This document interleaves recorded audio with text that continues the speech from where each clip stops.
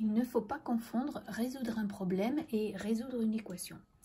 Donc lorsqu'on résout une équation, c'est une partie technique de la résolution d'un problème. Donc résoudre un problème, ça va se faire en 4 parties obligatoires. Première partie, choisir une inconnue. Deuxième partie, mettre le problème en équation. Troisième partie, résoudre l'équation, c'est donc la technique.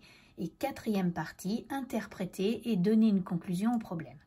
Donc on fait attention, parfois il y aura des problèmes sans solution, alors que l'équation en admet une. Donc des exemples, on peut très bien trouver un nombre de personnes par l'équation qui nous donnera 6,3 et pourtant le problème n'aura pas de solution parce que 6,3 pour un nombre de personnes, ça n'a pas de sens.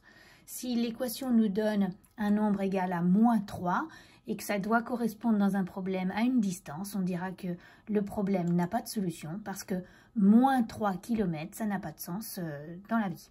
Et puis si par exemple on trouve un âge par la résolution d'équation, un âge égal à 258 ans, eh bien on se posera quand même des questions parce que même si dans l'avenir on risque de vieillir plus vieux, 258 ans, c'est quand même pas un âge raisonnable. Donc on peut avoir des solutions pour une équation, mais que le problème n'ait pas de solution. Et puis enfin, il y aura des équations qui n'auront pas de solution.